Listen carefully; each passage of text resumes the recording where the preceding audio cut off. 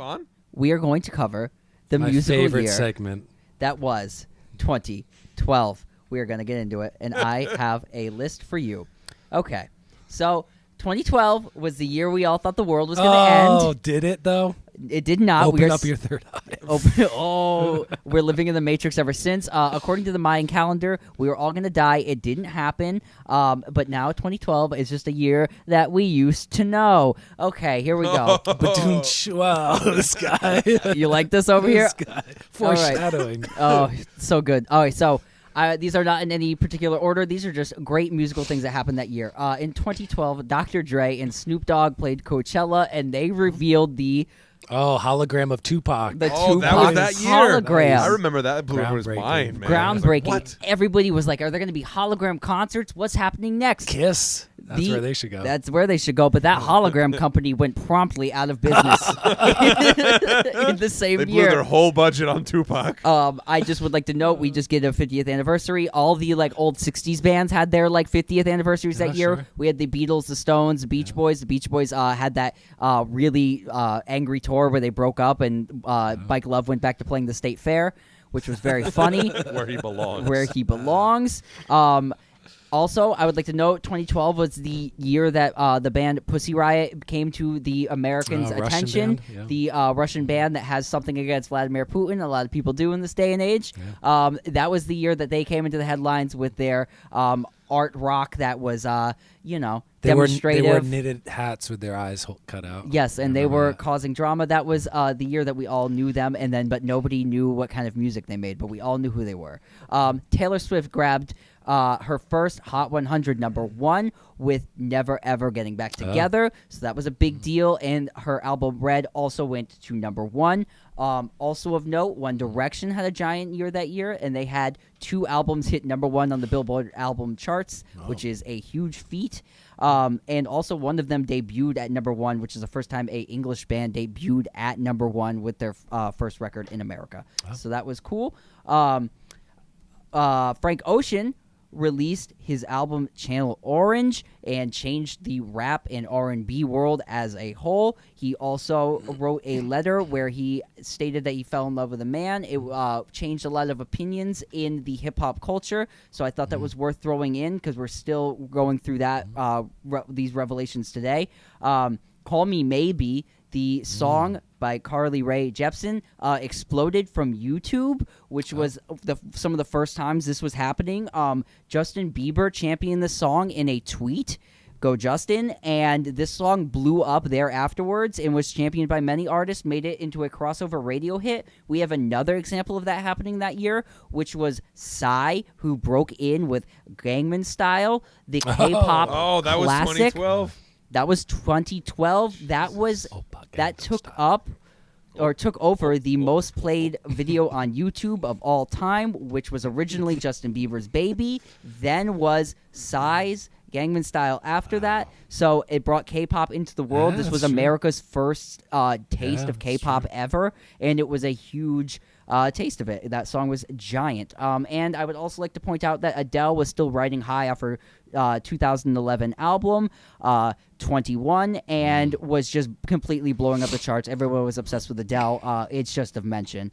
Would you guys like the Billboard Top 10 songs of 2012? Please, Count it from 10 to 1? From 10 to 1, Sure. here we go. What Makes You Beautiful by One Direction. Great at song. 10. Starships, Nicki Minaj. Oh, yep. We Found Love, Rihanna, Calvin Harris, big hit. Stronger by Kelly Clarkson, which I did not realize 2012 was still on the charts. Glad You Came, The Wanted. I don't know this song. Oh, yeah, that was like a summer boy bandies. Yeah. Lights by Ellie Goulding. Do you know this that's song? A good one. Okay. Payphone by Maroon 5 featuring Wiz Khalifa. Are You Young? Fun featuring Janelle Monáe. Call Me Maybe, number 2. Okay. Carly Rae. What's number 1? Somebody I Used to Know. That's correct. Record of the Year at the Grammys next year. Yep, by Goyette, and we never knew him again. And Gautier. featuring... Kimbra. Kimbra, that's who it is. What? New Zealand, I believe. That song came in so hot, changed everyone's opinions about what music was at the time, and then completely disappeared. Overplayed to death. Go to listen to it. Excellent song. Oh, it's excellent. Yeah, song. it's a great song. The way the duet builds, the instrumentation with the xylophone and stuff. And I remember great too song. that Great music speaking- video too. If you want to talk about like YouTube and stuff like that, Yeah. that was a song that everybody was doing on YouTube. I was just gonna say that Oh, song. like challenges, yeah. That song yeah. almost spawned YouTube music Yeah. culture as a whole. Like the You get cover- that one where it's like a guitar. There's a guitar. And there's like 5 people, People, and they're that's all like exactly. doing the thing around the Yeah. guitar. Walk off the earth. Yeah. Would you guys like the top selling albums? Yes, I would. Okay, Sure. here we go. I believe this is everything across the board. So Sure. we're into streaming at this time. This is streaming, sales, everything. We have 21 by Adele. Yeah. 2, Red by Taylor Swift. 3 is Up All Night by One Direction.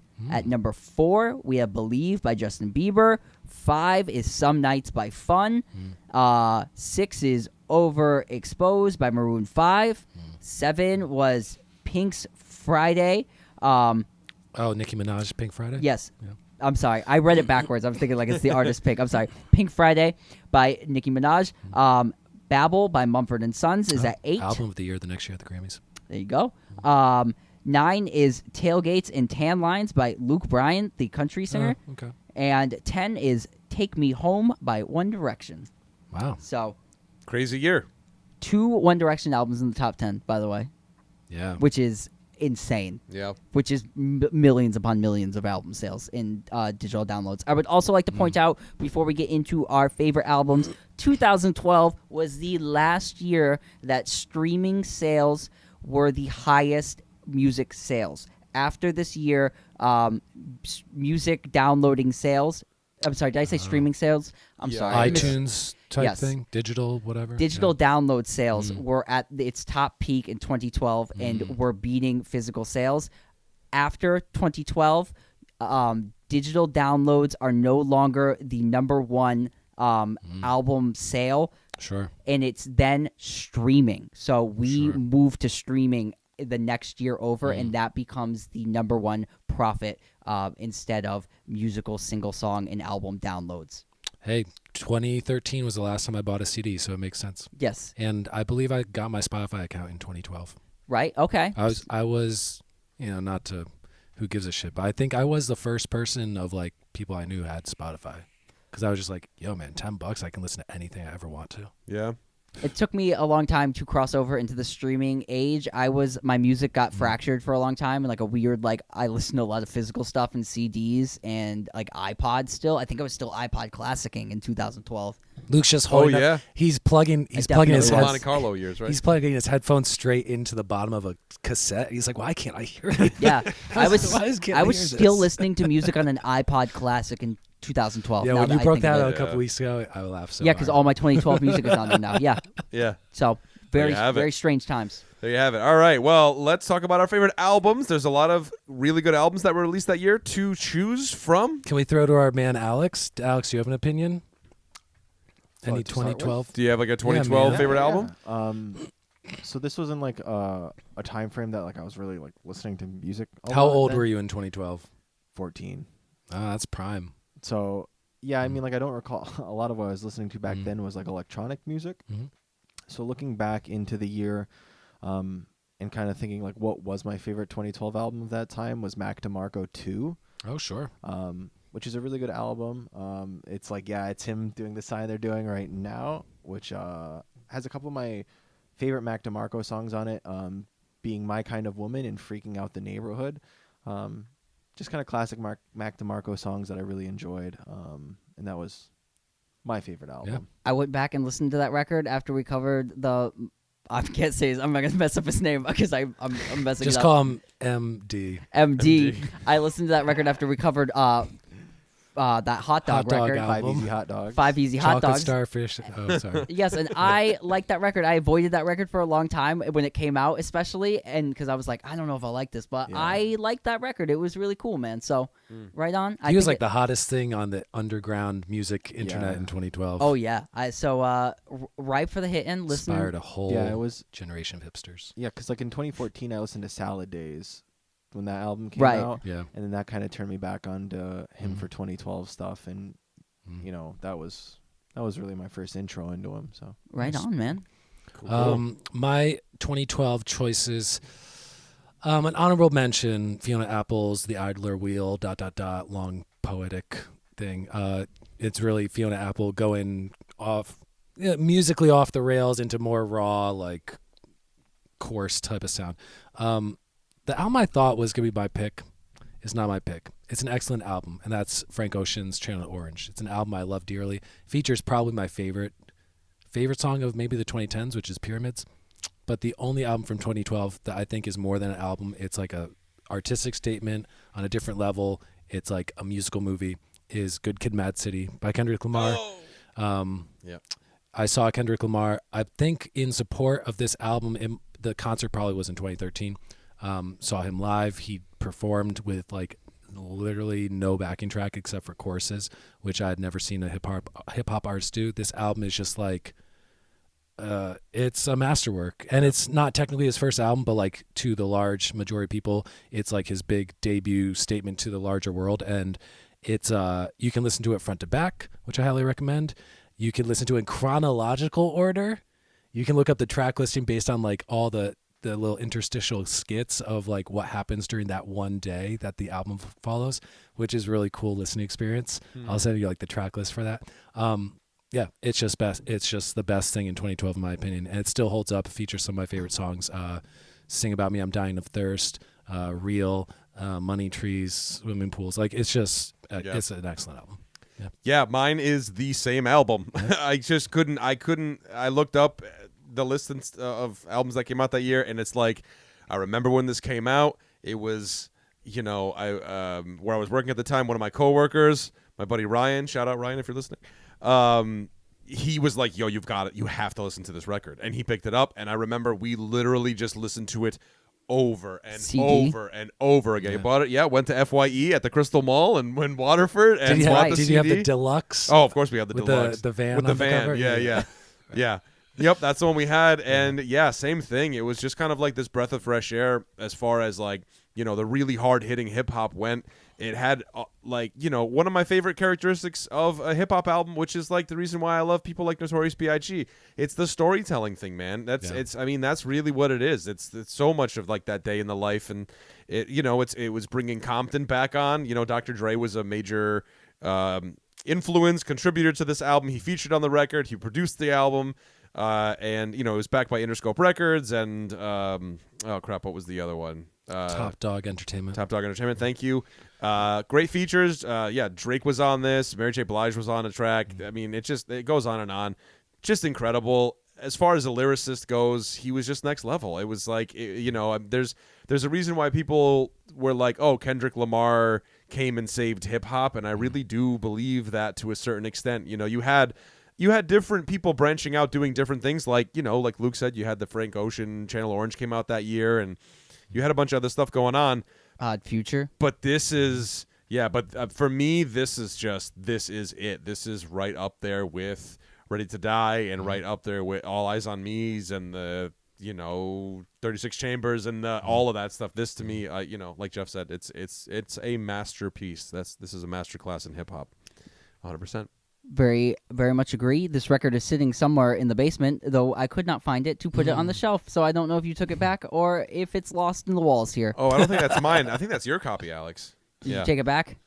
Okay, Yeah, good. he's got I it. was hoping it wasn't lost in the walls. The So walls swallowed it up. yeah, I was like, oh man, did this room eat another record? So I am going to pick a record that I bought, I think, when the year it came out at Target on a physical release, and then bought it a year later on vinyl.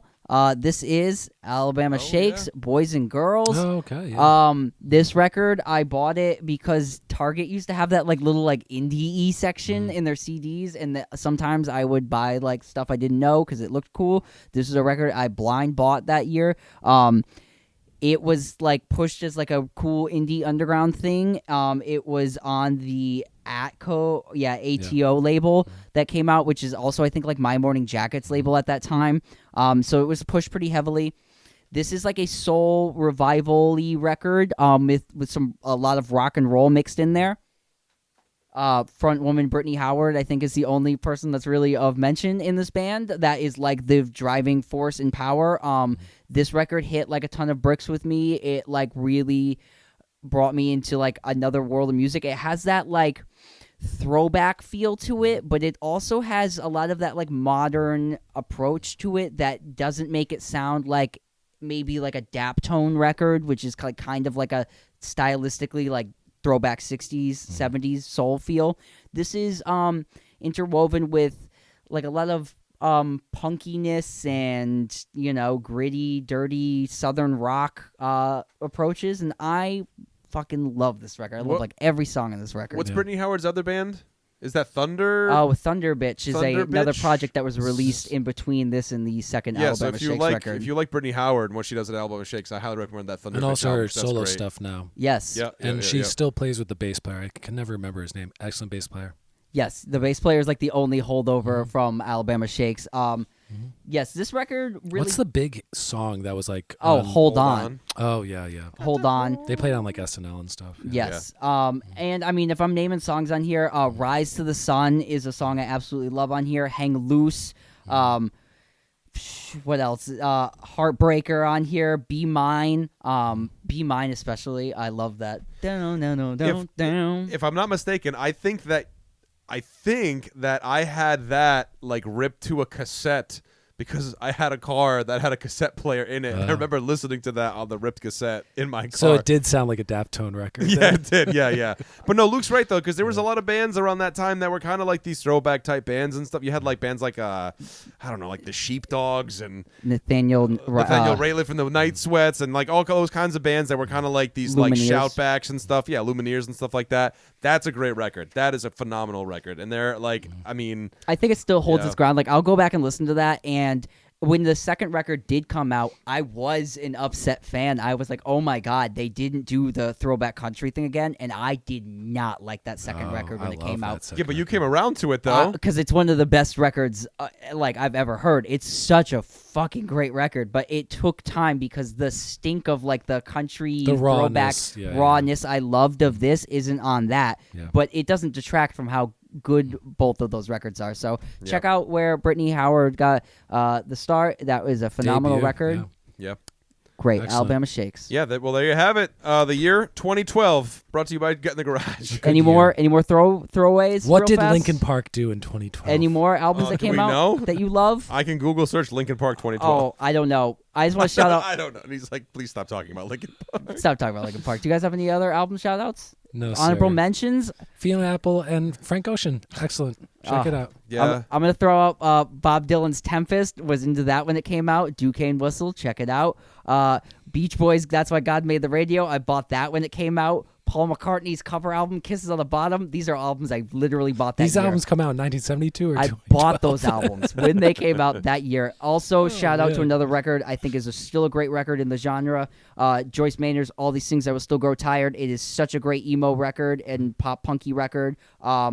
So check that out. It's one of their earlier records, and it's really good. I bought that when that came out as well. I do have two now that I'm looking at the list, or three now that I'm See? looking at the list. R.A.P. Rap Music from Oh, Killer Mike. Mike. That's the one with that song Reagan, which is pretty intense to listen to. I love Killer Mike, though. He's awesome. Run the Jewels. Great. Tame Impala's Lonerism came out that yeah. year. Dun, It's not dun, for dun, everybody, dun, dun, but, you know, dun. it's for some. And that song Elephant, right? That's the one that's on there. I do really, really like that song. And in my opinion, Jack White's last best album, Blunderbuss? Blunderbuss. Okay. Yeah, that Oh, was... like that one.